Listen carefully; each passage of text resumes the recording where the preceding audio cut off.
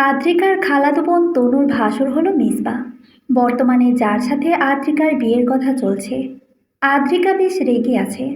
তার সব রাগ মিসবার ওপর গিয়েই পড়ছে। লোকটা বিয়ে করার জন্য আর্মি পায়নি, তাকেই কেন? সেদিন তনুর ছেলের জন্মদিনে আদ্রিকার পরিবারের সবাইকে দাওয়াত দেওয়া হয়। আদ্রিকা সেখানে যাওয়ার কিছুক্ষণ পর হঠাৎ তনু তাকে ডেকে নিয়ে গেল। যেখানে নিয়ে গেল সেখানে তার শ্বশুরবাড়ির লোকজন ছিল। তনু একে একে আদ্রিতাকে সবার সাথে পরিচয় করিয়ে দেয়। একদম শেষে এক সৌম্য দর্শন পড়শির সাথেও পরিচয় করায়। জানা গেল লোকটি তনুর ভাসুর, আমেরিকায় থাকে। আদ্রিকা কোনো রকমে হালকার মধ্যে কুশল বিনিময় করল কেবল। সত্যি বলতে তার মনের মধ্যে তখনই খটকা লাগছিল। মা খালাদের হাবভাবে সে এরকম কিছুই ধারণা করেছিল।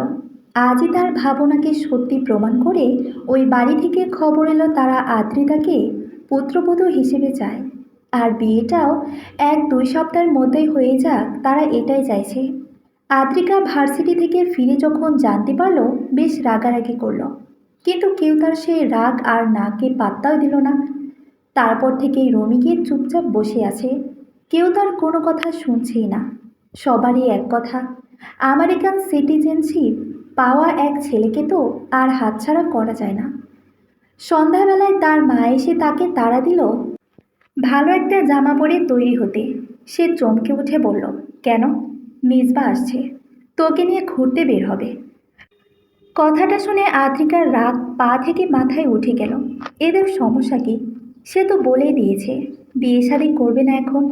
তার উপর জোর জবরদস্তি সব চাপিয়ে দিতে চাইছে এরা। আর মিসবা লোকটাও বা কেমন? বিয়ের কথা উঠেছে মাত্র, আর সে তাকে নিয়ে ঘুরতে যেতে চাইছে। কোন সাহস সে এসব করছে? এটাই বুঝে পাচ্ছে না আদ্রিকা। সে মায়ের কথা শুনল না, বরং রুমের দরজা বন্ধ করে শুয়ে পড়ল। কিছুক্ষণ পর তার মা এসে বেশ কিছুক্ষণ দরজায় কড়া নাড়ে, চেঁচামেচি করে। সে খুলল না, বরং ঘুমিয়ে পড়ল। ঘুমানোর 1/2 ঘন্টাও পূর্ণ হয়নি, তার আগে আবার দরজায় কড়া নাড়ল কেউ। আদ্রিকার কাঁচা ঘুমটা ভেঙে যেতেই তার মাথা গরম হয়ে গেল। শোয়া থেকে উঠে দরজা খুলতে খুলতেই বলল, সমস্যা কি? বলছি না কেউ ডিস্টার্ব করবে না। যাব না আমি কোথাও ঘুরতে। কোনো মিসবা টিসবার সাথে আমি ঘুরতে যাব না। দরজা খুলেই আদ্রিকা থ বনে গেল, কেননা দরজার সামনে মিসবা দাঁড়িয়ে আছে। আদ্রিকা অপ্রস্তুত হয়ে পড়ল, নিজের কাজের জন্যেও আর পোশাকের জন্যেও। সে ধরাম করে মিসবার মুখের ওপর দরজা লাগিয়ে দিল। এদিকে আদ্রিকার ভাবি মাইমুনা তা দেখে মিসবার কাছে এসে কৈফিয়ত দেওয়ার ভঙ্গিতে বলতে লাগলো, কিছু মনে করবেন না ভাইয়া, আপনাকে হঠাৎ আশা করেনি তো। মেয়ে মানুষের পোশাক পরিচ্ছেদেও একটা ব্যাপার আছে। সব অবস্থাতে তো আর কারো সামনে যেতে পারে না। মিসবা বেশ শান্ত স্বরে বলল, ইটস ওকে, আমি বুঝতে পারছি। মাইমুনা স্বস্তির শ্বাস ছাড়ল। তবে ভেতরে ভেতরে এখনো চিন্তা হচ্ছে। ননদের রাগ সম্পর্কে তার ধারণা আছে। মেয়েটা প্রচণ্ড বদরাগী আর মেজাজি। সে বারবার সবাইকে বলেছে আদ্রিকার সাথে কথা না বলে কিছু ঠিক না করতে। কেউ তার কথা শোনেইনি, বরং আদ্রিকার ভাই আরাফাত তাকে বেশ জোরে এক ধমক দিয়ে চুপ করিয়ে দিয়েছে। একটা দীর্ঘশ্বাস ফেলে তিনি আদ্রিকার রুমের দিকে এগিয়ে গেলেন। দরজায় নক করলেন আলতোভাবে, 2বার মৃদু গলায় ডাকেও, আধু, এই আধু, দরজা খোলো তো। ভাবির গলা পেয়ে আদ্রিকা দরজা খুলল। মাইমুনা ভেতরে ঢুকে দেখল আদ্রিকা আগের পোশাকে। তিনি একটু হেসে বললেন, এমন রাগ করলে চলে? লোকটার সাথে তোমার বিয়ের কথা চলছে, হয়ে তো যায়নি। আর তাছাড়া সে তনুর ভাসুর। এখন তার সাথে এরকম ব্যবহার করলে তনুটার উপর অনেক চাপ পড়তেও পারে। ভালো মেয়ে হয়ে থাকো একটু, একটা ভালো ড্রেস পরে আসো প্লিজ। তুমি এত বড় হয়েছ, এত ছোটও নয় যে বুঝবে না। আদ্রিকা হতাশ হলো। সবসময় এভাবেই তাকে সব কিছু মুখ বুজে মেনে নিতে হয়, চুপ করে সয়ে যেতে হয়। তবে এবার আর সে পারবে না। বিয়ে, বিয়ের মতো একটা বড় অধ্যায়ে সে অন্যের কথা শুনে পা রাখবে না। তার নিজেরও কিছু ইচ্ছা আকাঙ্ক্ষা রয়েছে, একটু সময়ের প্রয়োজন রয়েছে। এসব কিছু না ভেবেই তারা তাকে জোর করছে বিয়ের জন্য। কেন? তার কান্না পায়, কেঁদেও দেয়, কিন্তু ভেতরে ভেতরে, উপরে সে শক্ত। একটা শক্ত বলয় তার আশেপাশে ঘুরছে। এই প্রথম কোনো কিছুর ওপর সে অনড়। তার কোনো সিদ্ধান্তের ওপর। সে চুলগুলো পেঁচিয়ে ক্লিপ দিয়ে বেঁধে কাবার থেকে নিজের কালো শাড়িটা বের করল। তা দেখে মায়মুনার চোখ কপালে ওঠার মতো অবস্থা হলো। এতক্ষণ সে সাজবে না, ঘুরবে না বলল, আর এখন সরাসরি শাড়ি পরতে যাচ্ছে। তিনি মিনমিন গলায় আদ্রিকাকে বলল, আধো, শাড়ি পরতে হবে না তো, নর্মালি একটা থ্রি পিস পরলেই হবে। আদ্রিকা পাত্তা দিল না। সে তার ভাবিকে রুম থেকে চলে যেতে বলল। মাইমুনা ইতিউতি করে রুম থেকে বের হয়ে গেল। আদ্রিকা তার কালো শাড়ির সাথে মিলিয়ে একটা কালো ব্লাউজ বের করলো। ব্লাউজটার পিঠ ভীষণ খোলামেলা। এই খোলামেলা ব্লাউজ সেলানোর জন্য দর্জির সাথে এক দফা কথা কাটাকাটি করেছিল সে। কখনো এই ব্লাউজটা সে পরেনি, এনেই আলমারিতে তুলে রেখেছিল। আজ পরল, সুন্দর করে সাজলো। গয়না বলতে কানের দুল পরল, আর ঠোঁটে নোট লিপস্টিক লাগিয়ে নিল। গায়ে বেশ যত্নের সহিত শানেলের লিমিট এডিশন পারফিউমটা মাখে। গত মাসে পারফিউমটা দুবাই থেকে তার বড় মামি এনেছিল তার জন্য। এই পারফিউমের ঘ্রাণটায় একটু নেশা ধরানো টাইপ, সবাইকে আকর্ষণ করে। দুইবার ব্যবহার করে একটু ঝামেলায় পড়তে হয়েছিল, এরপর আর ব্যবহার করেনি। তবে আজ আবারও করল। আয়নায় নিজেকে একবার দেখে নিয়ে রুমের দরজা খুলল। রুম থেকে বের হতেই দেখল লিভিংয়ে মিসবা একা বসে আছে। আশেপাশে কেউ নেই, বাড়ির সবাই নিচে নিশ্চয়ই। তাদের কথা বলার মধ্যে আর কেউ আসবে না সে জানে। আদ্রিকার একটু অস্বস্তি বোধ হলো, তবে আশেপাশে কেউ না থাকায় এদিক দিয়ে ভালোই হয়েছে। তাছাড়া মিসবা নিচতলায় না বসে ওপরে লিভিংয়ে কেন বসলো? ঘুরতে যাবে না নাকি? সে মৃদু পায়ে এগিয়ে গেল লিভিং এরিয়ার দিকে। মিসবা একটা ম্যাগাজিন পড়ছিল বসে বসে। হঠাৎ করে একটা মোহনীয় ঘ্রাণ তার নাকে এসে লাগে। সে মাথা তোলে, পেছন ফিরে দেখল আদ্রিকা হেঁটে আসছে। সে তাকিয়ে রইল আদ্রিকার দিকে।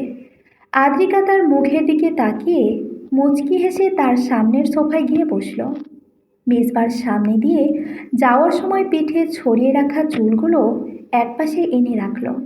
তাতে তার ফর্সা পিঠটা উকি দিল। মিসবা তা দেখে স্তব্ধ হয়ে গেল। আদ্রিকা সোফায় বসল খুব আবেদনময় ভঙ্গিতে। শাড়ির আঁচল ভেদ করে তার তোলতলে পেট দেখা যাচ্ছে। মিসবার বুকটা মৃদু কাঁপছে। মেয়েটা এত দুষ্টু করে শাড়ি পরেছে কেন? তার গলা শুকিয়ে যাচ্ছে। একটু খেয়াল করতেই বুঝতে পারল বেশ গরম লাগছে। সে নড়ে চড়ে বসল। সামনে থাকা পানির গ্লাস হাতে নিল। এক ঢোকে অনেকটা পানি পান করল। আদ্রিকার ঠোঁট চেপে মুচকি হাসছে। বাঁচা ধনকে আরও নাস্তানাবুদ করবে সে। ঘুরতে যাবেন না? মিসবার রিনরিনের কণ্ঠস্বরটা শুনে সরাসরি আদ্রিকার মুখের দিকে তাকালো। বলল, আপনি যেতে চাইছিলেন না, তাই প্ল্যানটা ক্যান্সেল করে দিয়েছি। ও, বেশ ভালো করেছেন। আমরা এখানে বসেই গল্প করি, বেশ ভালো হবে। মিসবা আদ্রিকার হাবভাব বুঝে উঠতে পারছে না। এই মেয়েটাকে সে ওই দিন বেশ শান্ত, নম্র, ভদ্র মেয়ে হিসেবেই তো দেখেছিল। আজ মেয়েটাকে অন্যরকম লাগছে কেন? সে নিজেকে স্বাভাবিক রাখার চেষ্টা করছে। তার মন মস্তিষ্ক দুটোই বলছে মেয়েটা কিছু একটা পরিকল্পনা করেই তার সামনে এভাবে এসেছে। সমস্যা নেই, সেও মেয়েটার ফাঁদে পা দিচ্ছে না। যেমন কুকুর তেমন মুগুর হতে হবে। সে বেশ আইসি ভঙ্গিতে বসল। বলল, হ্যাঁ, এটাই ভালো। আদ্রিকা কথা খুঁজে নিয়ে বলল, আমেরিকায় কোথায় থাকেন? New York. ও, আমার ভার্জিনিয়া ভালো লাগে। ভার্জিনিয়ার সৌন্দর্যের অনেক গল্প শুনেছি। নিউ ইয়র্ক নিয়ে কোনো ইন্টারেস্টই নেই। তাচ্ছিল করে বলল কথাটা। মেজবাও মৃদু হেসে বলল, ভার্জিনিয়ায় আমার রেস্ট হাউস আছে। বিয়ের পর চাইলে ওখানে শিফট হওয়া যাবে। আদ্রিকা কটমট দৃষ্টিতে তাকালো। রেস্ট হাউস আছে? ঢং, টাকার গরম খুব। সে এবার সোফায় দুই পা তুলে ভাঁজ করে বসল। সেই সময় তার সুন্দর গরনের পাগুলো এক পলকের জন্য মিসবা দেখল। আদ্রিকা বলল, বেশ ভালো। তবে জানেন কি, আজকাল বিদেশ থেকে দেশে আসলে মানুষ এমন এক ভাব করে, মনে হয় যেন কত কিসে। একটু খোঁজ নিলেই জানা যায় সে বিদেশে ম্যাথরের কাজ করে। মেজবা হাসল। মেয়েটা তাকে ইনসাল্ট করতে চাইছে, করুক, সে মজা পাচ্ছে। মাইমুনা হাতে করে খাবারের ট্রে নিয়ে আসলো। ননদের এই রূপ দেখে তার নিজেরই লজ্জা লেগে গেল। কোনো মতে টেবিলে খাবার সাজিয়ে দিয়ে মিসবাকে উদ্দেশ্য করে বলল, ভাইয়া, আজকের ডিনারটা আমাদের সাথে করবেন কিন্তু। আজ তো সম্ভব নয়, অন্য একদিন করব। আজ আমার এক জায়গায় যেতে হবে। আদ্রিকার মুখ কুঁচকে গেল। অন্য এক জায়গায় যেতে হবে? তাহলে তাকে নিয়ে ঘুরতে চাইল না কেন? অসভ্য লোক একটা। মাইমুনা মিসবার কথার জবাবে হেসে বলল, আমি কিছু জানি না ভাইয়া। মা আর চাচিরা সব আয়োজন সেরে ফেলেছেন। আজ না খাইয়ে ছাড়বে বলে মনে হয় না। তাদের কিভাবে ম্যানেজ করবেন সেটা আপনি ভালো জানেন। মাইমুনা চলে যাওয়ার আগেই ইশারায় আদ্রিকাকে শাড়িটা ঠিক করতে বলল। আদ্রিকা পাত্তাও দিল না তাকে। চায়ের কাপ হাতে তুলে নিয়ে আদ্রিকা বলল, আমার না শ্যাম বর্ণের পুরুষ মানুষ ভালো লাগে। লম্বায় বড়, জোর 5 ফুট 10 হবে, এমন ছেলেই পছন্দ। এর বেশি হলে ভালো লাগে না। আপনি বলুন, এত লম্বা ছেলে দিয়ে আমি কি করব? সিলিং পরিষ্কার করাবো? মিসবা মৃদু হেসে চায়ে চুমুক দিল। তার উচ্চতা 6 ফুট 2 ইঞ্চি। ছোট থেকে ফর্সা ছিল, তবে আমেরিকায় যাওয়ার পর গায়ে সেই উজ্জ্বলতা আরও বেড়েছে। আদ্রিকার টন্টটা বেশ ভালো করে ধরতে পারল। মিসবাকে চুপ করে কথা হজম করতে দেখে আদ্রিকা পুনরায় বলল, ছেলেরা হবে হ্যাংলা পাতলা, ঝড়ের গতিতে দৌড়ে কাজকর্ম করবে এমন। মোটা ছেলে আমার ভালোই লাগে না। মোটা বলতে আবার যাদের ভুঁড়ি আছে তাদের বলিনি। ভুঁড়ি থাকা ছেলেগুলোকে আমার ভালোই লাগে, বরং একটা মায়া লাগে। তারা আমার কাছে রাজপুত্র সম। মোটা বলছি তাদেরকে, যারা পাহাড়ের মতো বডি তৈরি করেছে। বডি বিল্ডারগুলোকে বলছি। আমি বুঝি না এরা এত বডি তৈরি করে কি লাভ পায়। মিসবা এবার আদ্রিকার চোখের দিকে তাকায়। আদ্রিকা দেখল মিসবা হাসছে, তবে দুষ্টু হাসি হাসছে। তার হঠাৎ করে কেমন কেমন অনুভূতি হলো। আঁচল দিয়ে নিজেকে ঢেকে ফেল। মিসবা চোখ নামায়, চায়ে পুনরায় চমক দেয়। আদ্রিকার ভালো লাগছিল না, বিরক্ত হয়ে বলল, উফ, খুব গরম লাগছে। এতক্ষণে মিসবা কথা বলল, তাও আবার এমন একটি কথা যা শুনে আদ্রিকার মুখটা আপনা আপনি হা হয়ে গেল। মিসবা তাকে বলল, শাড়িটা খুলে ফেলুন তাহলে। আদ্রিকার বিস্মিত চাহনি দেখে মিসবা মজা পায়। আদ্রিকা বলল, আপনার মাথা খারাপ হলো নাকি? আমি ভেবেছিলাম আপনি খোলামেলা পোশাকে কমফোর্ট ফিল করেন, তাই বলেছি। খোঁচাটা একদম গায়ে এসে লাগলো। তবু একটা অদৃশ্য স্নায়ুযুদ্ধে নিজেকে জিতিয়ে দিতে আদ্রিকা বলল, হ্যাঁ, আসলে আমি থাকতে পছন্দ করি। ইভেন ঘোরাফেরাও করি। আমার ছেলে ফ্রেন্ডগুলো আমাকে শাড়ি পরলে খুব কমপ্লিমেন্ট দেয়। তাই অবশ্যই। আপনি তো দেখলেন এতক্ষণ। আচ্ছা, আমাকে কেমন লাগছে? হট নাকি সেক্সি? মিসবা মাথা নিচু করে দাঁত দিয়ে ঠোঁট কামড়ে ধরে হাসে। আদ্রিকার অন্যরকম লাগছিল। লোকটা এত হাসছে কেন? একবার একরকম হাসি হাসছে। ধুর। মিসবা বসা থেকে উঠে দাঁড়ায়। আদ্রিকাকে উদ্দেশ্য করে বলল, আপনি আমার সাথে বেশ ফ্রি হয়ে কথা বলেছেন। আপনি আর আমি দুজনেই একে অপরের সান্নিধ্যে বেশ কমফোর্টেবল ফিল করছি। এটা ভালো লক্ষণ। আশা করা যায় আমরা খুব ভালো যুগল হতে চলেছি, যাদের দেখলে লোকে বলবে মেড ফর ইচ আদার। আদ্রিকার মুখটা এত বড় হা হয়ে গেল। লোকটা বলে কি? সে জানতো তনুর শ্বশুরবাড়ির লোকদের বেশ রক্ষণশীল একটা পরিবার। উগ্রতা ও শৃঙ্খলতা তারা পছন্দ করে না। আদ্রিকা সেদিন ভালোভাবে তাদের সাথে দেখা করেছে বিধায় হয়তো তাকে পছন্দ হয়েছে। আজ নিশ্চয়ই তার এমন রূপ আর কথা বলার ধরন দেখে চটে গিয়ে মিসবা বিয়েটা ক্যান্সেল করে দিত। অথচ মিসবা যা বলছে তাতে তো উল্টো মনে হচ্ছে। মিসবা এবার আদ্রিকার দিকে এগিয়ে আসতে আসতেই বলল, কয়েক বছর আমেরিকা থাকার সুবাদে এসব দেখে আমি অভ্যস্ত, তাই আপনি ফেল। আপনার ট্রিক্স কাজ করল না, অন্তত আমার উপরে তো নয়। মিসবা আদ্রিকার পাশে বসে আদ্রিকার শাড়ির আঁচলের নিচে হাত গলিয়ে তার পেট স্পর্শ করল। তারপর কোমর ধরে টেনে নিজের দিকে এনে কানে ফিসফিস করে কিছু কথা বলল। তখন যে আদ্রিকা বলেছিল বডি রেখে কী লাভ, সে লাভের কথাটাই সে আদ্রিকাকে জানাচ্ছে। মিসবার এমন আচরণে আদ্রিকা শিউরে উঠল, রীতিমতো কাঁপতে লাগলো। কানের কাছে মিসবা কত কথা বলল, তার এখন গা জ্বলছে।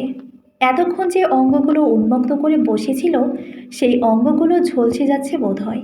সে বুঝল রাগের বশে ভুল পদক্ষেপ নিয়ে ফেলেছে সে। নিজ থেকেই ফুল ফুটিয়ে ভ্রমরকে আহ্বান করেছে মধু সংগ্রহ করার জন্য। লোকটা আমার সাথে অসভ্যতা করেছে ভাবি। কথাটা বলেই কান্নায় ভেঙে পড়ল আদ্রিকা। মাইমুনা অবাক নয়নে ননদের দিকে তাকিয়ে রইল। মিসবা আদ্রিকার সাথে অসভ্যতা করেছে সে ভাবতেই পারছে না। মিসবাকে যথেষ্ট নম্রভদ্র মনে হয়েছে, সে এমন কাজ কিভাবে করবে? বরং নিজের ননদকে তো তখন সে দেখল কেমন লাজহীনের মতো এলোমেলোভাবে শাড়ি পরে মিসবার সামনে বসেছিল। আদ্রিকাকে সে চেনে, ননদের সম্পর্কে বাজে ভাববে এমন মানুষই নয় মাইমুনা। আদ্রিকা কেমন সে খুব ভালোই জানে, নোংরামি নষ্টামি তার মধ্যে নেই। তবে এখন তাকে অবিশ্বাস করার কারণ রয়েছে। সে বিয়ে করতে চায় না, যে কোনো মূল্যেই বিয়েটা ভাঙার পরিকল্পনা সে যে করেছে মাইমুনা সেটাও জানে। হয়তো তার কোনো উপায় না পেয়ে শেষে এই কথাই বলতে হচ্ছে আদ্রিকাকে। মাইমুনা বলল, দেখো আধু, তুমি কি মনে করে এটা বলছো আমি জানি না, তবে মিসবা ভাইকে আমার ভালো মানুষই মনে হয়েছে। সে এমন করবে আমি ভাবতেও পারছি না। বাবা মা কেউই তোমাকে বিশ্বাস করবে না, বরং তোমাকেই কিছু বলবে। আদ্রিকা কাঁদতে কাঁদতে বলল, হ্যাঁ, এখন আমি তো পর হয়েছি, মিসবা সব তোমাদের। ভাবতে অবাক লাগছে তোমরা আমাকে বিশ্বাস করছো না। আমি কখনো ভাবিনি তোমরা এমন পর হয়ে যাবে আমার। আদ্রিকা বিছানায় শুয়ে কাঁদতে লাগলো। মাইমুনা কি বলবে কি করবে ভেবে পেল না। সে ঘর ছেড়ে বের হতেই তার শাশুড়ি মাকে দেখতে পায়। তিনি এগিয়ে এসে বললেন, কি বলছি এখন আবার? বৌমা, ওই পাজি মেয়েটাকে বোঝাও, নিজের ভালো তো পাগলও বোঝে। কথাটা বেশ জোরেই বললেন তিনি, যার ফলে কথাটা আদ্রিকার কানে পৌঁছায়। সে রুম ছেড়ে বেরিয়ে এসে চিৎকার করে বলে, ভালো বুঝি দেখেই তো বলছি, এই বিয়ে আমি করব না। করব না মানে করবই না। আমার দায়িত্ব আর নিতে পারছো না তাই না? চলে যাব আমি, আর আসবো না। তবে বিয়েটাও করব না। বেয়াদব মেয়ে, গলা কার সাথে উঁচু করছিস? একটা থাপ্পড় দিব। আমার পেট থেকে তুই হইছস নাকি তোর পেট থেকে আমি হইছি? কারে তুই হেডম দেখাস? কথাটা বলেই তিনি আদ্রিকাকে মারতে তেড়ে আসতে নিলেই তাকে আটকায় মাইমুনা। বুঝিয়ে শুনিয়ে সেখান থেকে নিয়ে যায়। আদ্রিকার কষ্ট হয়, ভীষণ কষ্ট হয়। জীবনের এই সময়টা কেন এত কঠিন? বিয়ে নামক এই প্রথাটা মনে হয় যেন গলা টিপে মেরে ফেলছে তাকে। তার শ্বাস নিতে কষ্ট হয়। ভীষণ উত্তেজিত হয়ে পড়লে আদ্রিকার এই সমস্যা তৈরি হয়। সে হাঁসফাঁস করতে করতে রুমে ঢুকল, কিন্তু কোথাও খুঁজে পাচ্ছে না ইনহেলারটা। তার এদিকে দম বন্ধ হয়ে যাচ্ছে। সে বিছানায় গা এলিয়ে দিচ্ছিল যখন তখন তার বাবা মোজাম্মেল হক রুমে আসে। মেয়েকে কিছু করার কথা শোনাতেই মূলত তার আশা। অথচ এসে দেখেন তার মেয়ে দম বন্ধ কর কষ্টে ছটফট করছে। তিনি ছুটে এলেন, তাড়াতাড়ি করে কাবার্ড খুলে নতুন ইনহেলারটা বের করলেন। আদ্রিকার জন্য এখানে সবসময় একটা রাখাই হয়, অথচ আদ্রিকার নিজেরই মনে ছিল না। ইনহেলারটা নিয়ে এসে মোজাম্মেল হক মেয়ের পাশে বসে মাথাটা তুলে ধরে বলতে লাগলেন, আম্মা, আমার আম্মা। পিটপিট করে চোখ খুলতেই নিজের পাশে মাকে বসে থাকতে দেখে অভিমানী মেয়ে অন্যদিকে তাকালো।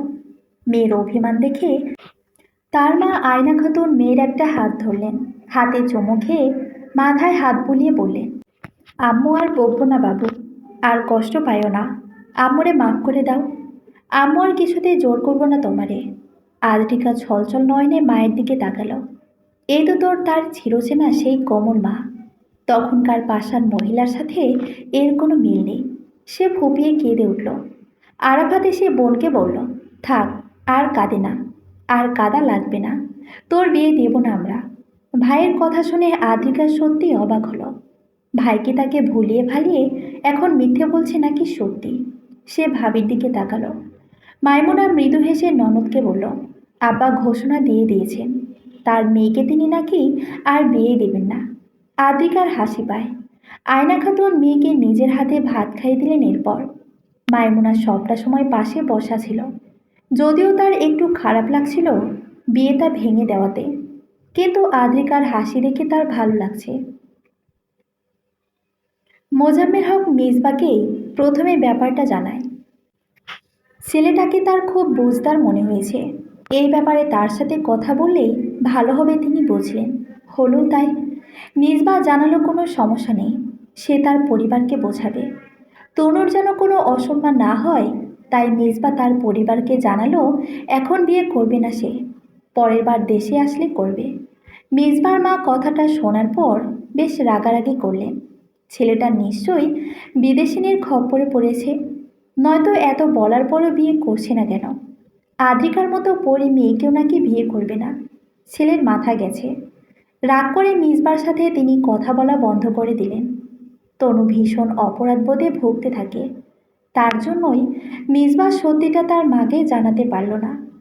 মা ছেলের এই মনোমালিন্য তার সহ্য হয় না। আদ্রিকার ওপরে তার সব রাগ গিয়ে পড়ল। মিসবার ছুটি শেষ হতে চলেছে, আর 2 সপ্তাহ আছে। গোটা 6 দিন ছেলের সাথে কথা বলেনি রাহেলা বেগম। এদিকে ছেলে মা মা করছে, আর ছুটিও শেষ। মায়ের মদ্য বেশিক্ষণ রাগ অভিমান করে থাকতে পারল না। 6 দিনের দিন ছেলেকে ঠিকই বুকে জড়িয়ে নিলেন। মিসবা চলে যাবে যেহেতু, সেই উপলক্ষে তনুর বাবার বাড়ি থেকে সবাইকে দাওয়াত দেওয়া হলো। মেজবাদের পাশাপাশি আদ্রিকাদেরও বলা হলো। আদ্রিকা মোটেও চাইছিল না অসভ্য লোকটার সাথে পুনরায় দেখা করতে, কিন্তু না গিয়েও উপায় নেই। খালামণিরা এমনিতেই তার উপর চটে আছে, আর চটিয়ে লাভ নেই কোনো। দুপুর 12টার দিকে মা ভাবিসহ সেজেগুজে সে তনুদের বাড়িতে গেল। গিয়ে দেখে মেজবাড়া এখনও আসেনি। সে সবার সাথে মিশে মজা করলো, ঘুরলো, খাওয়া দাওয়া করলো। 1:30টায় মেজবাড়া আসতেই সে ওপরে তনুর ছোট বোন অনুর রুমে ঢুকে পড়ল। অনু তারও ছোট। আদ্রিকাকে দেখে বলল, কি হলো আপা? ভালো লাগছে না? একটু ঘুমাবো। আমাকে যেন কেউ ডিস্টার্ব না করে, সেদিকে খেয়াল রাখিস। আচ্ছা। আদ্রিকা শুয়ে পড়ল। আর এক সময় সত্যি তার চোখে ঘুম এলো। ঘুম থেকে উঠল সন্ধ্যার দিকে। উঠে তার মাথা হ্যাং হয়ে গেল।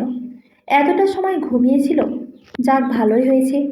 মেজবাড়া নিশ্চয়ই চলে গেছে। সে ফ্রেশ হয়ে রুম থেকে বের হতেই কারো সারা শব্দ পেল না। তবে মেজবাড়া সত্যি চলে গেছে। সে ভীষণ খুশি হলো। তাধীনতা করতে করতে সিঁড়ির মুখে আসতে সদর দরজা দিয়ে একজনকে ঢুকতে দেখে দৌড়ে নিচে নামতে থাকে, আর জোরে ডেকে উঠল, তাহসান ভাইয়া। তাহসান হেসে ফেলল আদ্রিকাকে এভাবে দৌড়ে আসতে দেখে। গা থেকে কোটটা খুলে বলল, বুড়ি কখন এসেছিস? দুপুরে। তুমি যে আসবে আমি জানতাম না। আমি নিজেও জানতাম না সকালে। দুপুরে প্রজেক্টের কাজ শেষ, তাই চলে এসেছি। সবাই কোথায়? বাড়ি যে পুরো ফাঁকা। জানি না, আমিও তো মাত্র ঘুম থেকে উঠলাম। তাহসান হেসে গাল টেনে দিল আদ্রিকার। বলল, সারাদিন এত ঘুমাস কেন? কি করব? সিঙ্গেল মানুষদের তো আর কেউ নেই যে গল্প করবে, তাদের ঘুমেই কাটাতে হয়।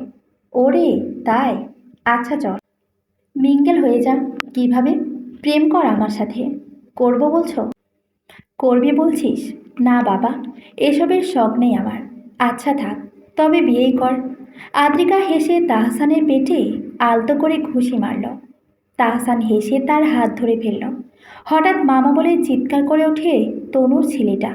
তাহসান আর আদ্রিকা দুজনেই পেছন ফিরে দেখল তনুর ছেলে লাবিবকে কোলে নিয়ে মিসবা দাঁড়িয়ে আছে। আদ্রিকা বেশ অপ্রস্তুত হয়ে পড়ল মিসবাকে দেখে। তার হঠাৎ করেই মনে হলো মিসবার চোখ মুখে সে বোধহয় অভিমান দেখল। এমন কেন মনে হলো সে নিজেই বুঝতে পারল না। আদ্রিকা বর্তমানে তনুদের সুইমিং পুল এরিয়াতে বসে আছে। সে একা নয়, বলতে গেলে সবাই সেখানে উপস্থিত। তাহসানদের পরিবার, তাদের পরিবার, মিসবাদের পরিবার সবাই রয়েছে। আদ্রিকার খালামণিরা মিসবাদের জোর করে আটকে রেখেছে। ডিনার না করিয়ে নাকি ছাড়বেই না। এদিকে তাহসান এসে বিবিকিউ পার্টির প্ল্যান করে ফেলল।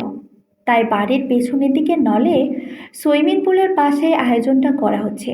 তাহসান, আরাফাত, মিসবার ছোট ভাই অর্থাৎ তনুর বর মাহমুদ, এরা 3জনে বিবিকিউ করার দায়িত্ব নিয়েছে। আর কাজটা তারা বেশ মজা করেই করছে। আদ্রিকা মিসবার দিকে তাকালো। তার থেকে 5-6 হাত দূরে বেতের সোফায় বসে মোবাইলে ব্যস্ত সে।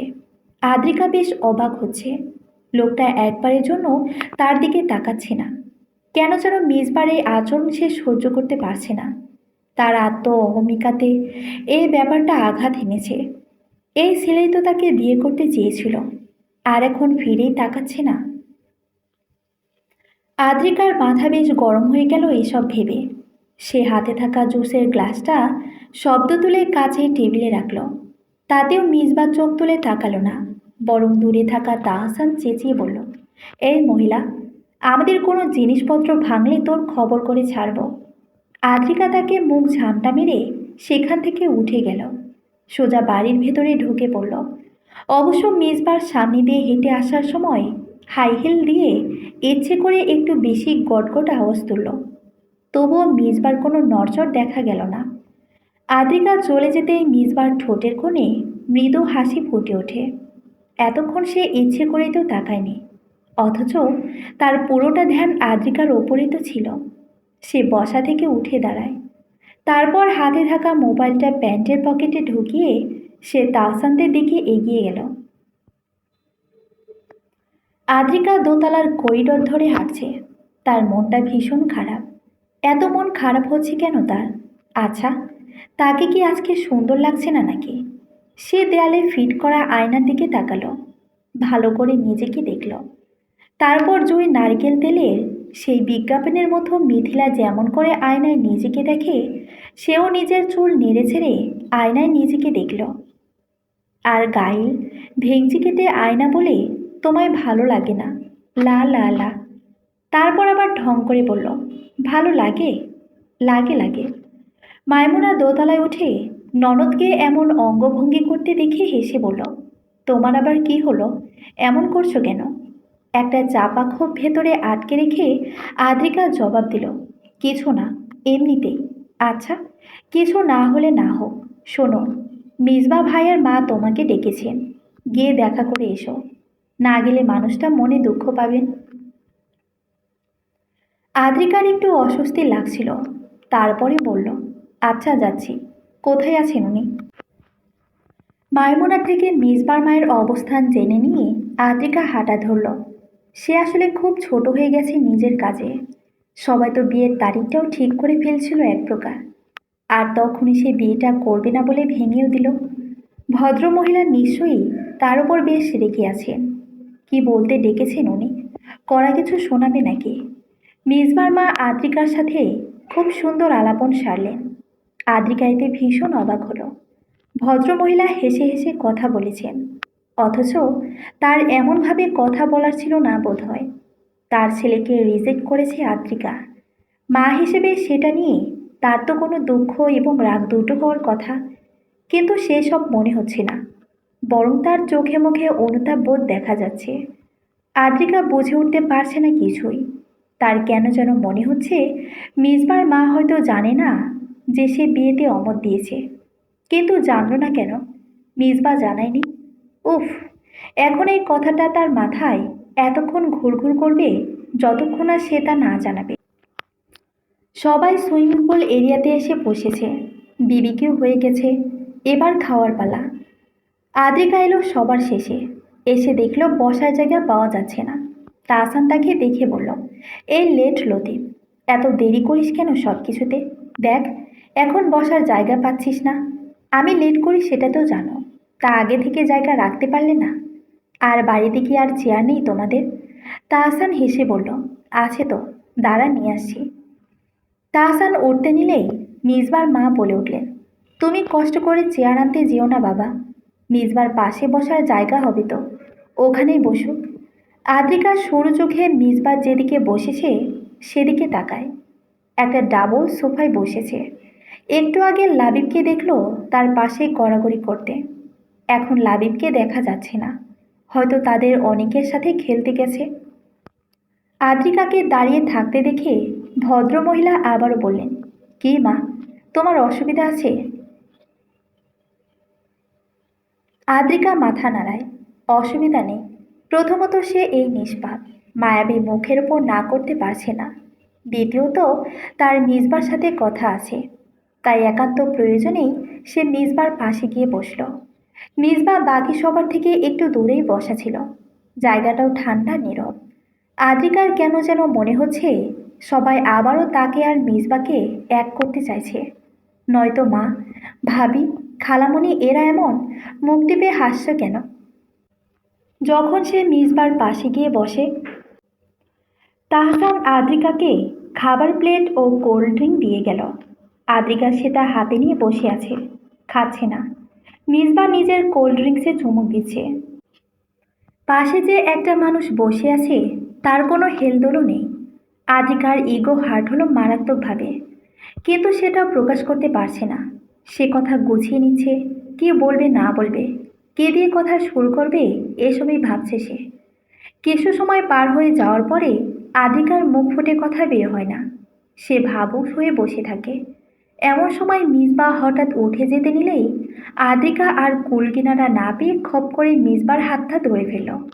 বাকিরা নিজেদের মধ্যে কথা বলার ব্যস্ত থাকায় ব্যাপারটা খেয়াল করেনি। মিসবা ভ্রু কুঁচকে তাকালো আদ্রিকার দিকে। আদ্রিকা ফট করে হাতটা ছেড়ে দিয়ে আমতা আমতা করে বলল, আসলে কিছু কথা ছিল। মিসবা একবার ভালো করে আদ্রিকাকে পরখ করে নিয়ে আয়েসি ভঙ্গিতে বসলো পুনরায়।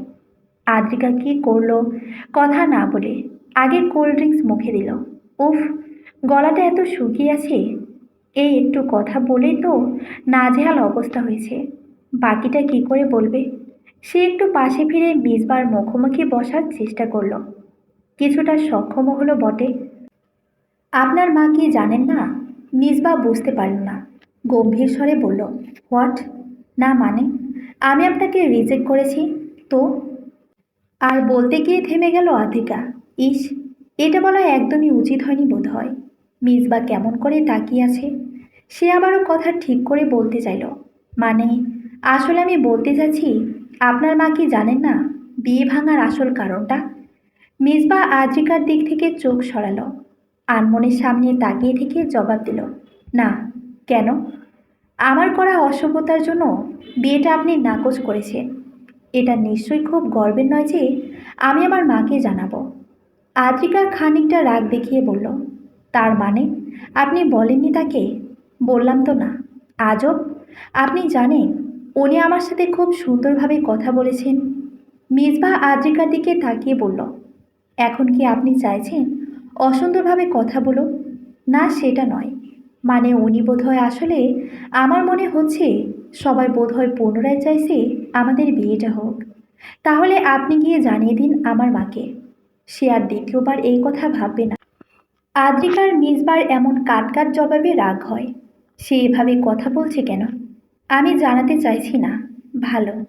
মিসবা উঠে চলে গেল। আদ্রিকার হঠাৎই খুব কান্না পায়। কেন যেন ভালো লাগছে না, কষ্ট হচ্ছে। কারণটা কি? নিশ্চয়ই ইগো হার্ট হয়েছে বলে মনে হচ্ছে। সে তো ছোট থেকেই উপেক্ষা, অবহেলা সইতে পারে না। হয়তো এই কারণেই এমন হচ্ছে। আদ্রিকার আর খেতে ইচ্ছা করলো না। সে প্লেটটা রেখে বাড়ির ভেতরে ঢুকে পড়ল। নিজের ভ্যানিটি ব্যাগটা নিয়ে সোজা বাড়ি থেকে বের হয়ে গেল। কেউ দেখল না। রাস্তায় এসে একটা রিক্সা নিয়ে নিজের বাসার দিকে রওনা হলো। আর যেতে যেতেই হঠাৎ তার চোখের কোনো অশ্রু জমাট বাঁধল। খুব জলদি সে কেঁদে দিতে পারে।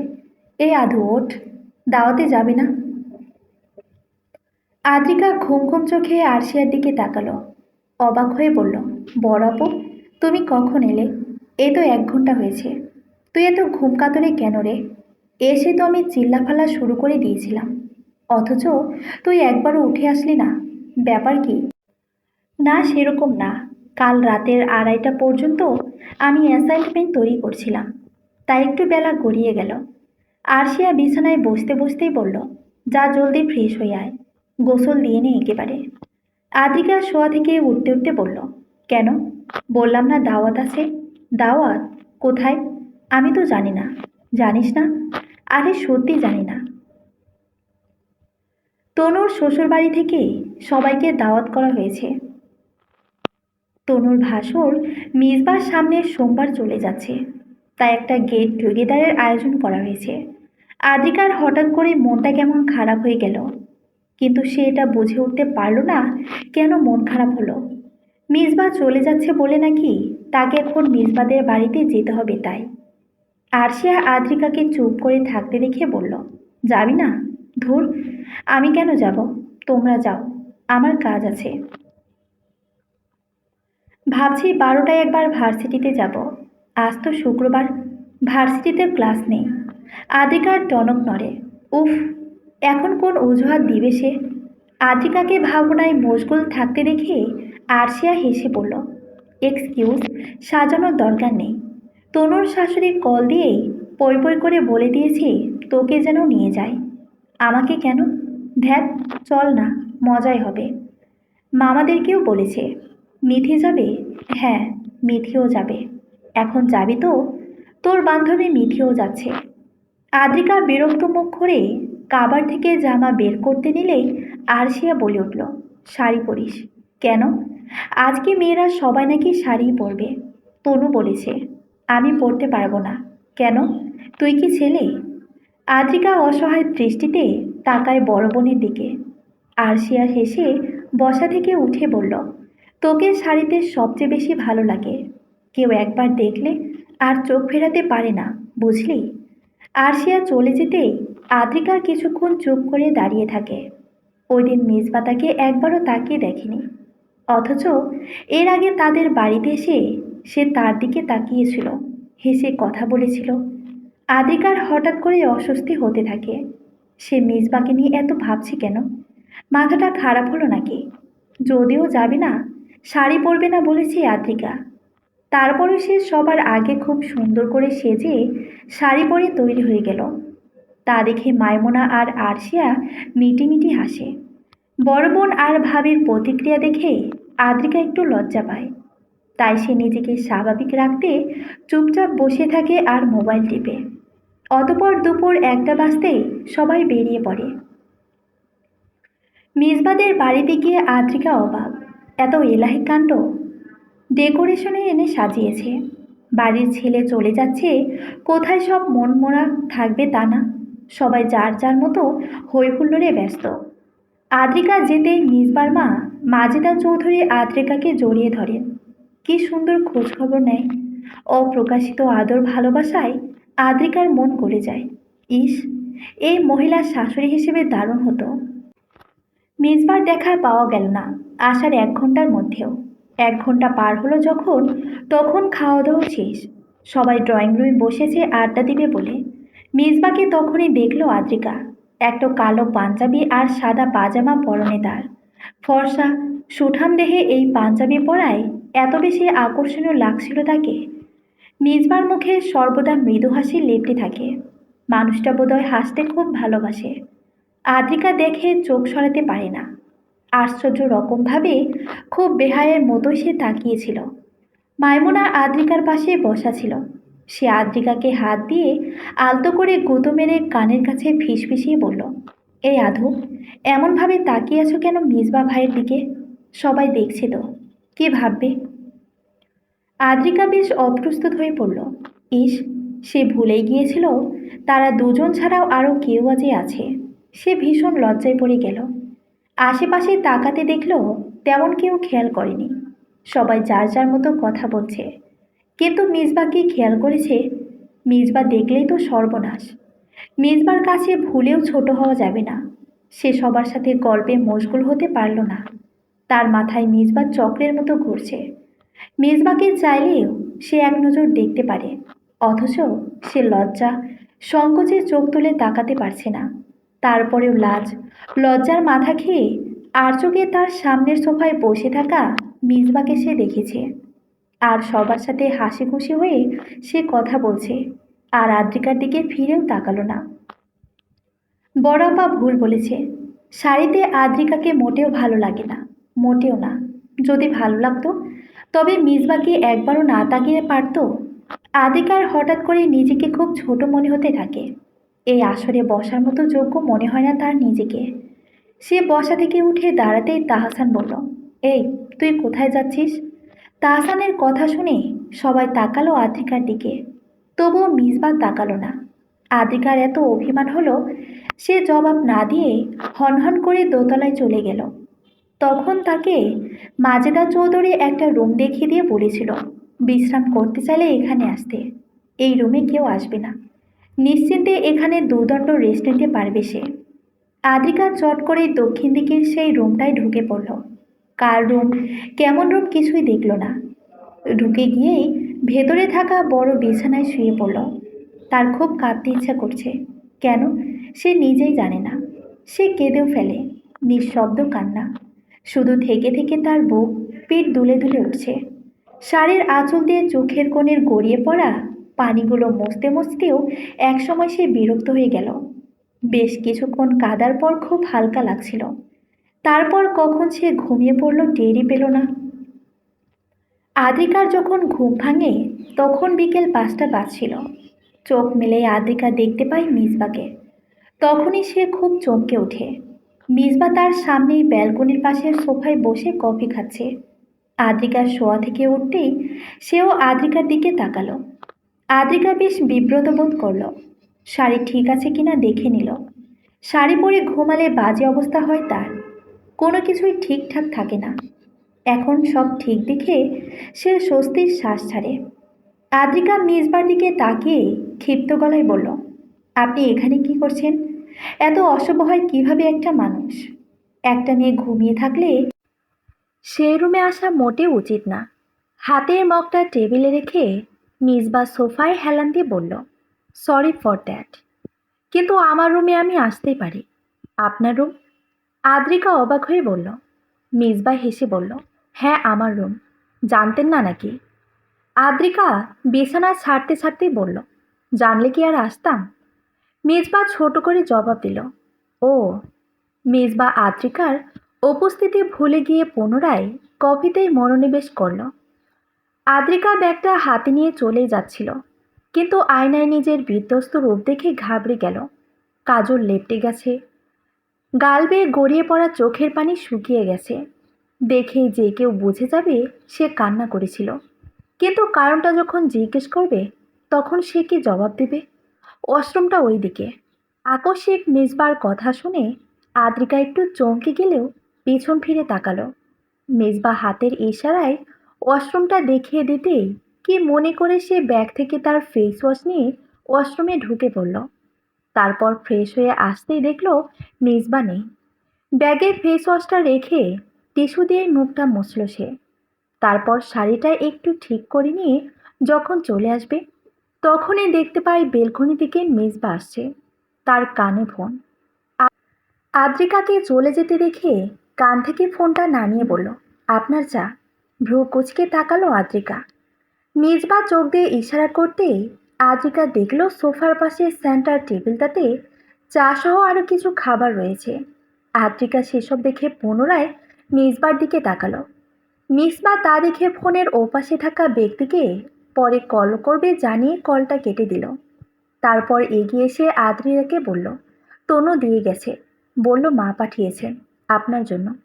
এখন এত সব আমি খেতে পারবো না, চা কিন্তু খাওয়াই যায়। মিসবা সোফায় বসল।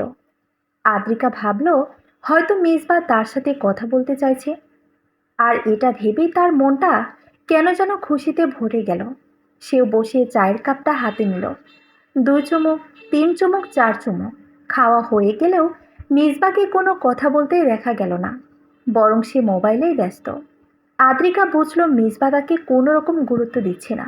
মিসবার কাছে তার বিন্দুমাত্র মূল্য নেই। সেখানে আলাপ জমানো তো দূরের কথা, লোকটা মনে এতটা অহংকার, এতটা আত্মকেন্দ্রিক সে। ছি! আদ্রিকার একটু আগেই খুশিতে ভরে যাওয়া মনটা হঠাৎ করে কেমন বিষাদে ছেয়ে গেল। এতক্ষণ যে চাটা খেতে খুবই ভালো লাগছিল সেটাও এখন কেমন তেতো হয়ে গেল। অপমান, উপেক্ষা সইতে না পেরে আদ্রিকা উঠে দাঁড়ায়। তাকে দাঁড়াতে দেখে মেজবা চোখ তুলে তাকালো, বলল, কি হলো? চাটা শেষ করলে না যে? চাটা খুব বাজে হয়েছে, গলা দিয়ে নামছে না আর। আদ্রিকা চলে গেল। নিচে এসে দেখলো সবাই বসে আছে একসাথে। তাকে দেখে আরশিয়া বলল, কোথায় ছিলি? ঘুমিয়ে পড়েছিলাম। কই, তনুর রুমেই তো আমরা ছিলাম, তোকে তো দেখিনি, অন্য একটা রুমে ছিলাম। ও, বলেই আরশিয়া তার মেয়েটাকে মায়ের কাছে দিয়ে আসার জন্য বসা থেকে উঠে দাঁড়ালো। সে চলে যেতেই কেউ একজন বলে উঠল, কোন রুম ছিলে গো? পেছন থেকে অন্য কারো গলা পেয়ে আদ্রিকা ঘাড় ফেরায়। দেখলো তনুর চাচাতো বোন মনিকা। মেয়েটাকে দেখে আদ্রিকার মেজাজ আরও বেশি বিগড়ে গেল। এই মেয়েটা চূড়ান্ত রকমের ফাজিল আর অসভ্য, অভদ্র। ছেলে দেখলেই ঢলে পড়া এর স্বভাব। আর অন্য মেয়েদের ছোট করে কথা বলার মধ্যে সে আনন্দ খুঁজে পায়। আদ্রিকা জবাব দিল না কোনো। মনিকা এবার সামনে এসে বসল। বলল, বললে না যে কোন রুমে ছিলে? আদ্রিকা বিরক্ত হয়ে বলল, কোন রুমে ছিলাম এটা জানাটা কি খুব বেশি দরকার? আর যে রুমেই থাকি না কেন, তোমার কি? মনিকা দুই কাঁধ নাচিয়ে জবাব দিল, আমার কিছুই না। না মানে আমি উপরেই ছিলাম। তোমাকে মিসবা ভাইয়ের রুম থেকে বের হতে দেখেছিলাম। এর আগে দরজাটা বন্ধ ছিল। আর মিসবা ভাইয়াকেও ঢুকতে দেখেছিলাম। না মানে, এভাবে একটা পরপুরুষের রুমে এতটা সময় কি করছিলে? আদ্রিকার কথাটা শুনে গা জ্বলে গেল। কতটা অসভ্য হলে মেয়েটা এমন কথা বলতে পারে। ইচ্ছে করছিল ঠাটিয়ে একটা চড় মারতে, কিন্তু ইচ্ছেটাকে বহু কষ্টে দমিয়ে রাখতে হলো। মেজবা ওপর থেকে আসছিল। তাকে দেখেই এক প্রকার মৌমাছির মতো উড়ে গিয়ে মনিকা তার সামনে দাঁড়ালো। মেয়েটা একেবারে গা ঘেঁষে দাঁড়ানোর চেষ্টা করছে মিসবার। ঘৃণায় সেদিক থেকে চোখ সরিয়ে নেয় আদ্রিকা। তার গা কাঁপছে, খারাপ লাগছে। আরশিয়া মেয়েকে রেখে এসে আবার আদ্রিকার পাশে বসে। বোনকে একটু অন্যরকম মুখ করে থাকতে দেখে বলল, কি রে, শরীর খারাপ করছে? না, তবে এমন লাগছে কেন? উফ, কেমন লাগছে জানি না, বুঝে উঠতে পারছে না। মিসবা আর মনিকা কথা বলতে বলতে এক কোনায় গিয়ে দাঁড়াতে আদ্রিকা বলল, দেখেছো, দেখেছো কি খারাপ এরা?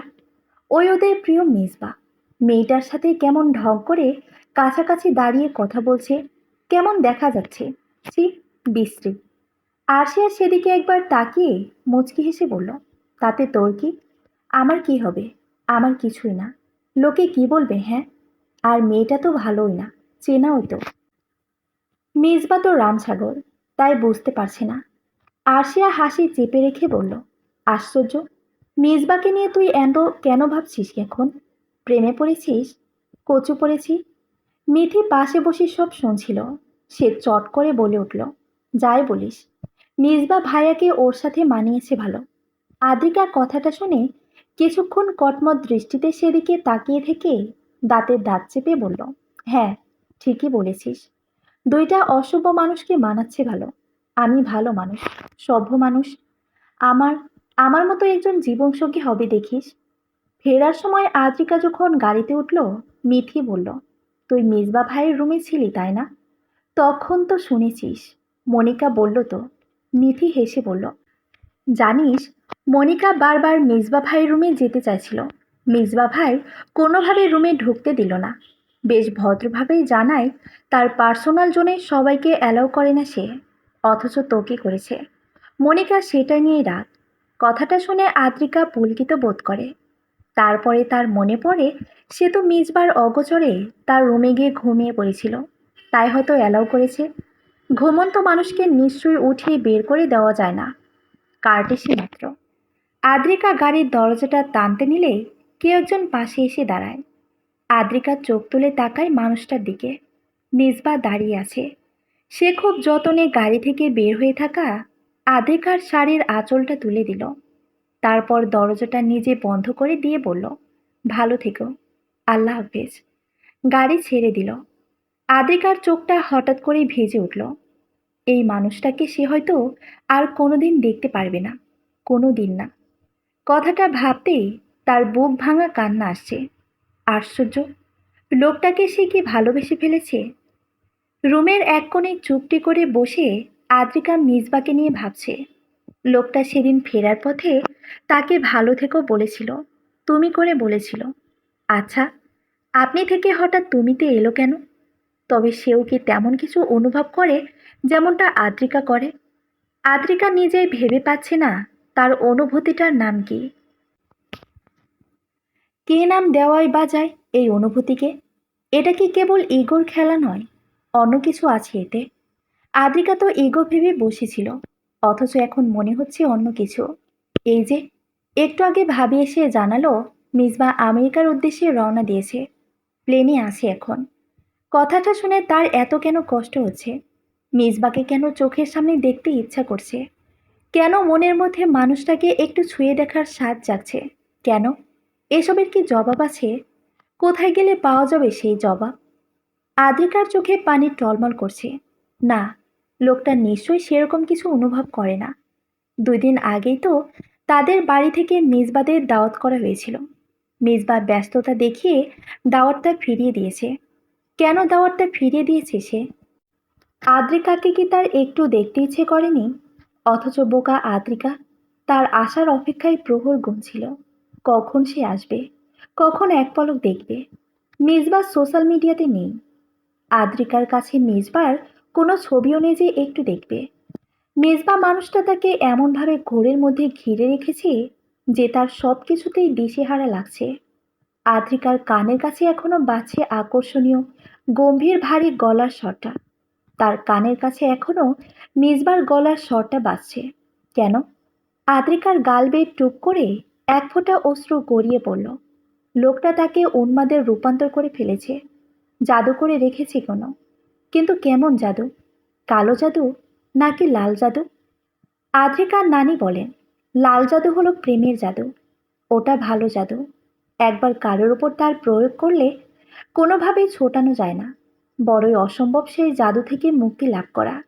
এই জাদু হঠাৎ এমন সুখের সাগরে ভাসায়, আবার হঠাৎ করে এত দুঃখ আর কষ্ট করিয়ে আনে যার কোনো শেষ নাই। কখনো হাসায়, কখনো কাঁদায়। এই জাদুতে রোগ হয়। প্রথমে হয় মনে, তারপর মন থেকে দেহে। দেহের রোগটা ঠিক করা গেলেও মনেরটা ঠিক হয় না। আজীবন মনের মধ্যেই থেকে যায়, হয় সুখ হয়ে নয়তো দুঃখ হয়ে। আদ্রিকার এখন মনে হচ্ছে লাল জাদুটাই তার ওপর মিসবা করেছে।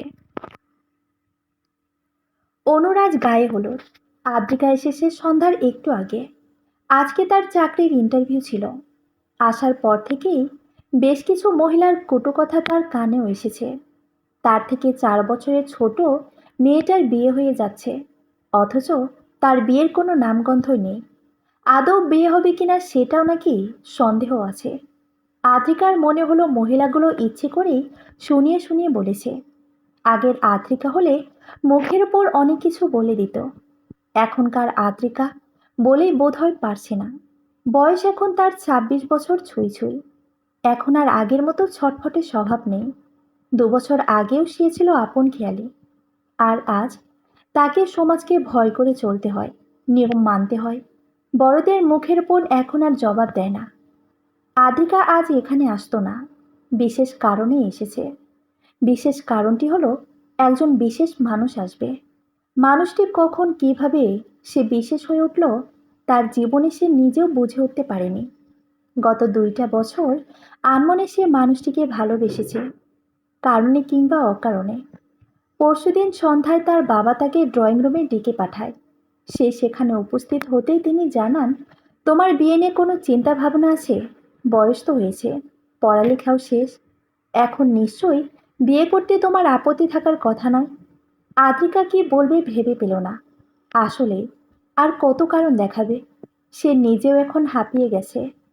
তাকে চুপ থাকতে দেখে তার বাবা পুনরায় বললেন, দেখো, তুমি আমার মেয়ে, আমার দায়িত্ব, আমার তোমাকে সুপাত্রে দান করতে হবে। আমার শখ তোমার বিয়েটা দেখে যাওয়ার। শরীরের যা অবস্থা, আমার ভয় হয় আদৌ কি আমি দেখে যেতে পারবো কিনা তোমার বিয়ে। বাবার কথা শুনে আদ্রিকার খুব কষ্ট হলো। সে বলল, বাবা, এসব কেন বলছো? বলার দরকার আছে দেখে বলছি। তোমার নিজস্ব পছন্দ থাকলে আমাদের জানাতে পারো, বিচার বিবেচনা করে দেখবো আমরা। সেটা তো তুমি করছো না। দেখো, নিজস্ব পছন্দ যদি না থাকে, তাহলে আমি তোমার কাছে একজনের জন্য বলতে চাইছি। কার জন্য?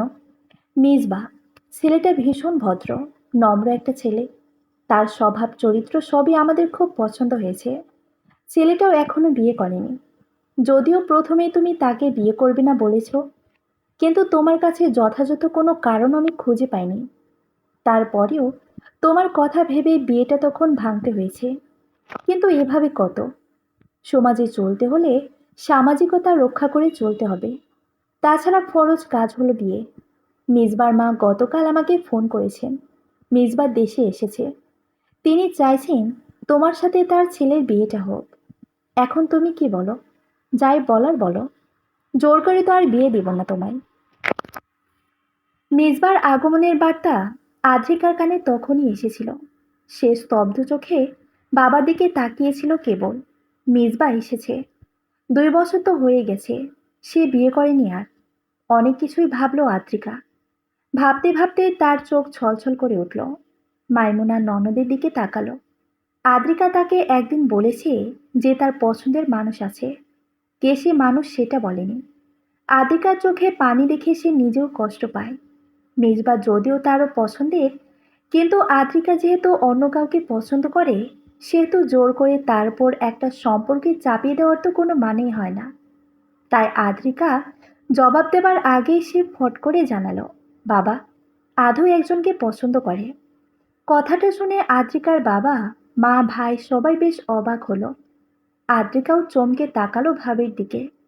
আদ্রিকার বাবা মেয়ের দিকে তাকিয়ে গম্ভীর স্বরে বলল, বৌমা কি ঠিক কথা বলছে? কাউকে পছন্দ করো? সত্যি করে বলবে কিন্তু। আদ্রিকা থতমত খেয়ে গেল। সত্যি করে বলার হলে তো সত্যি সে কাউকে পছন্দ করে, কিন্তু সে কেউ তো মিসবা। আর এই কথা সে কখনো মুখ ফুটে বলতে পারবে না। পারবে না কারণ সে নিজেই ভুলটা করেছে। তার ভুলের জন্যই আজ সে এটা বলতে পারবে না। সেদিন নিজে মিসবাকে রিজেক্ট করে আজ পছন্দ করার কথাটা যদি বলে, নিশ্চয় সবাই তাকে নিয়েই হাসবে। তাই সে ছোট করেই জানালো, হ্যাঁ। ভদ্রলোক মেয়ের থেকে না শুনতে চেয়েছিলেন। একটা দীর্ঘশ্বাস বেরিয়ে গেল তার ভেতর থেকে। শেষ একটা আশা ছিল, সেটাও এখন আর নেই। গা ছাড়া ভাব নেই বলল, ছেলেটাকে পরিচিত, মানে তোমরাও চিনো। আমি বলবো সময় হলে।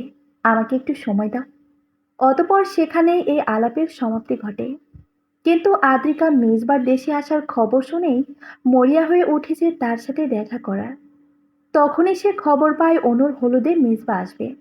তাই সে আজ এখানে এসেছে একমাত্র মেজবার জন্যে। সব মেয়েরা শাড়ি পরলেও আদ্রিকা শাড়ি পরল না।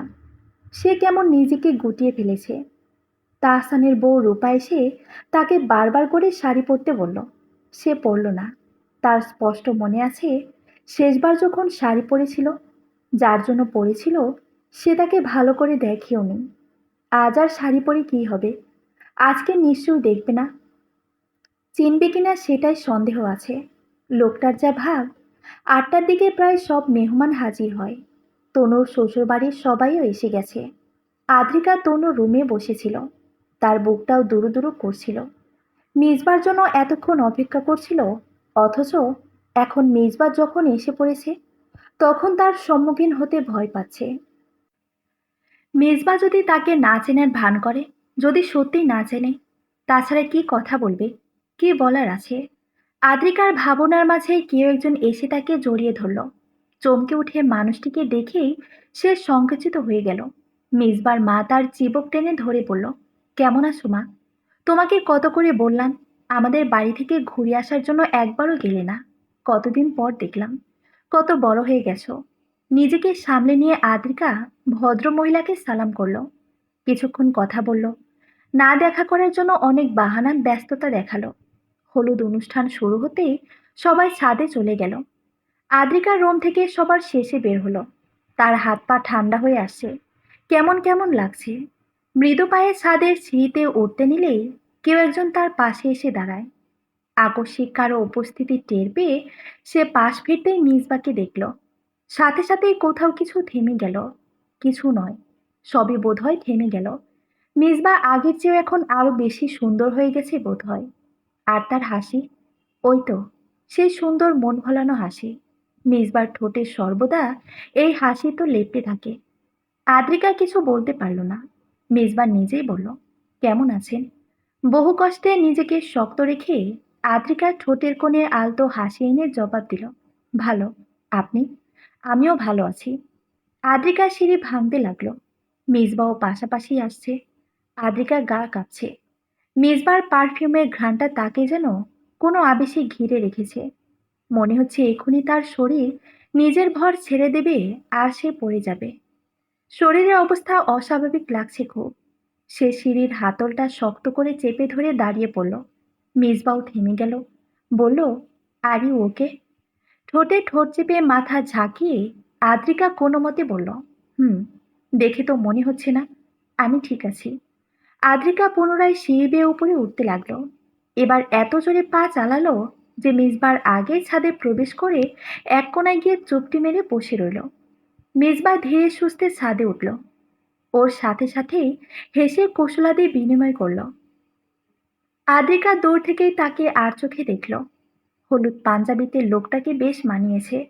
বয়স তো বোঝা যাচ্ছে না। কত হবে বয়স? 30-32? একটু জানতে পারলে ভালো হতো। অনুকে হলুদ ছুঁয়ে আদ্রিকা ভাবল নিচে চলে যাবে, কিন্তু ব্যাপারটা কেউ ভালো চোখে দেখবে না। এমনিতেও কিছু মহিলা তাকে নিয়ে নিজেদের মধ্যে ফুসুর ফাসুর করছে। আদ্রিকা ছাদের এক কোনায় গিয়ে দাঁড়ালো। ফুরফুরে বাতাসে তার মনটা ধীরে ধীরে শান্ত হচ্ছিল। সে সামনে তাকিয়ে সবার হৈহুল্লোড় দেখতে লাগলো। মনিকাকেই দেখতে পেল। তার 2 মাসের বাচ্চা কোলে নিয়ে এক জায়গায় থম মেরে বসে আছে। দেখে বোঝা যাচ্ছে সে খুব বিরক্ত। পাশে এক ভদ্রলোক বসা। মাথার চুল তার খুব একটা নেই। পেটটাও ফুলে ফেঁপে আছে। বয়সের একটা ছাপ স্পষ্ট বোঝা যাচ্ছে তার। লোকটা মনিকার স্বামী, বিসিএস ক্যাডার। 2 বছর আগে নিজবা যখন বিদেশে চলে যায়, তার 3 মাস পরে মনিকার এই লোকের সাথে বিয়ে হয়েছে। বর্তমানে লোকটার করা কাণ্ডকলাপে আদ্রিকার হাসি পাচ্ছে। বইয়ের অভিমান ভাঙাতে, বিরক্তি কমাতে কেমন কেমন অঙ্গভঙ্গি করছে। একবার মাথায় হাত বুলিয়ে দিচ্ছে তো একবার গাল টেনে ধরছে। আদ্রিকার বড্ড হাসি পায়। সে মুখে হাত চেপে ধরে পেছনে ফেরার সময় দেখল মিসবা এসে দাঁড়িয়েছে তার পাশে। তার হাসিটা থেমে গেল মিসবাকে দেখে। অবাক নয়নে তাকিয়ে রইল কেবল। মিসবা বলল, কি ব্যাপার, এত হাসছেন যে? না, এমনিতে। ও আচ্ছা। আদ্রিকা চোখ মুখ শক্ত করে দাঁড়িয়ে রইল। তার মুখে কোনো রায় নেই। মেজবাও নিঃশব্দ হয়ে দাঁড়িয়েছিল কিছুক্ষণ। তারপর একসময় নীরবতা ভাঙল। বলল, মুখটা এমন করে রেখেছেন কেন? হাসিতেই তো সুন্দর লাগছিল। কথাটা শোনার পর আদ্রিকা চোখ বড় বড় করে মেজবার দিকে তাকিয়ে রইল। সে বিশ্বাস করতে পারছে না মেজবা এমন কিছু বলেছে। অবাক হলেও শান্ত গলায় প্রশ্ন করল, এখন কি অকারণে হি হি করে হাসবো? এতক্ষণ যে কারণে হাসছিলেন, সেই কারণে না হয় হাসতেন। আদ্রিকা পেছন ফিরে দেখল মনিকার স্বামী এখনো হাস্যকর কাজগুলো করছেন। সে চোখ সরায় সেদিক থেকে। মেজবার দিকে তাকিয়ে বলল, হাসি পাচ্ছে না, তাই বলুন। আবারও কিছুক্ষণ নীরবতা। আদ্রিকা এদিক ওদিক তাকাতে থাকে। অস্বস্তি হচ্ছে তার। মিসবা তার নড়চড়ের কারণটা বুঝতে পারল। বুঝতে পেরে মৃদু হাসল। আদ্রিকাকে বলল, আপনি শাড়ি পরলেন না যে? আদ্রিকা এবারও বিস্মিত হলো। বলল, আমি কেন শাড়ি পরব? না মানে, সবাই তো পরেছে। আদ্রিকার রাগ হলো। বাহ, সবাইকে খুব ভালোই নোটিস করছেন তো লোকটা। আমি তো আর সবাই না। আমার এত সুখও নেই আর শখও নেই। মিসবা আদ্রিকার চোখে চোখ রাখে। তারপর খুব ভারী স্বরে বলল, কেন নেই? আদ্রিকা সেই চোখের দিকে বেশিক্ষণ তাকাতে পারল না। সে আশেপাশে তাকালো ভালো করে। সবাই ব্যস্ত। ভিড়ের মাঝে এদিকে কেউ দেখছে না। সে বলল, আপনি দেশে ফিরেছেন কবে? 1 সপ্তাহ হয়ে গেছে। ও, আপনি জানতেন না? আমি কিভাবে জানবো? আমি ভেবেছিলাম আপনি হয়তো জানেন। আদ্রিকার গলাটা হঠাৎ করে কেঁপে উঠল। কাপা গলাতেই সে বলল, কেউ যদি জানাতে চাইতো তবে ঠিকই জানতাম। সে জানাবে কি করে?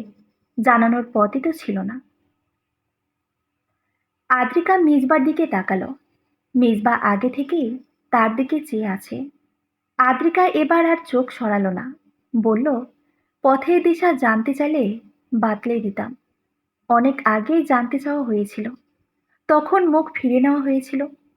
আদ্রিকার চোখ ভিজে আসছিল। মিসবা আবারও তার সেই চোখের দিকে তাকিয়ে বলল, আজ কেন পথের দিশা দিতে চাইছে? আজ মন তাকে ডাকছে। মনে তো অন্য কেউ আছে। অন্য কেউটা আর কেউ নয়। সেই পথ না জানা পথিক নিজেই। আবারও কিছু সময় দুজনে চুপ ছিল। বাতাস হচ্ছিল। আদ্রিকার চুল বাতাসে এলোমেলো হয়ে যাচ্ছিল। সে চুল সামলানোয় ব্যস্ত হলো না, বরং অবাধ্য চুলকে উঠতে দিল। তখনই নীরব পরিবেশটায় মিসবা তার গমগমে স্বরে ডেকে উঠল, আদ্রিকা। আদ্রিকা জলদি করে পাশ ফিরল। তার চোখ থেকে মাত্রই চুপ করে এক ফোঁটা অশ্রুকণা গড়িয়ে পড়ল। এই ডাক্তার তো সে শুনতে চেয়েছে, মাসের পর মাস, দিনের পর দিন। এই মানুষটার গলায় একবার নিজের নামটা শোনার জন্য আকুল হয়েছিল সে। এই তো বহু প্রতীক্ষিত সেই সময়। এই তো পাশে সেই মানুষটা। মিসবা পকেট থেকে নিজের রুমালটা বের করে আদ্রিকার দিকে এগিয়ে দিল। আদ্রিকা হাতে নিল, চোখ মুছল। মিসবাকে ফেরত দিতে গিয়েও দিল না, হাতের মুঠোয় রেখে দিল। মিসবা বলল, আমার দিকে তাকাও। আদ্রিকার মনে হচ্ছে এবার সে হাউমাউ করেই কেঁদে দিবে। মিসবা যে তাকে তুমি করে বলছে, সে মিসবার দিকে তাকালো। মিসবা বলল, এখন কি পথের দিশা দেওয়া যাবে অসহায় পথিককে? আদ্রিকা কথা বলতে পারল না, মাথা নাড়ে শুধু। অর্থাৎ দেওয়া যাবে। মিসবার ঠোঁট চেপে হাসল। অবশেষে আদ্রিকার মনে তার জন্য জায়গা তৈরি হয়েছে। কেন যেন তার এই বিশ্বাস ছিল, একদিন আদ্রিকাও বাতাসে প্রেমের আভাস পাবে, যেমনটা সে পেয়েছিল। আশা সে ছেড়েই দিয়েছিল। সেদিন যতক্ষণ সুইমিং পুলের পাশে আদ্রিকা আর সে একসাথে বসেছিল, আদ্রিকা তার সাথে কথা বলতে এসেছিল, তখনই তার মনের মধ্যে একটা আশার সঞ্চার হচ্ছিল। তার মন বলছিল, আদ্রিকা হয়তো আসবে, ধরা দিবে। সময় লেগেছে অনেক, অবশেষে যে ধরা দিল এটাই অনেক। মিসবা আদ্রিতাকে বলল, পথিককে দিক নির্দেশনা কি হাতটা ধরতে পারে? না মানে, হারিয়ে যাওয়ার ভয় আছে? আদ্রিকা লজ্জা পেল। ঠোঁটের কোণে তার হাসি ফুটল। মিসবার হাতটা নিজে থেকে ধরল। মিসবা কোমল হাতটা তার শক্ত হাতের সাথে চেপে ধরল, এমনভাবে আঁকড়ে ধরল যেন ছাড়া পেলেই হারিয়ে যাবে তার প্রাণ পাখি। সমাপ্ত। বাতাসে প্রেমের আভাস। গল্পটি কার কাছে কেমন লেগেছে জানাতে ভুলবেন না। আর আমার পক্ষ থেকে ভালোবাসা পাঠক সমাজের জন্য। ছোট গল্পের শেষগুলো এমনই হয়। কেউ আবার বিয়ে দেখার অনুরোধ করবেন না, সেটা নিজেরা ভেবে নেবেন। সমাপ্ত।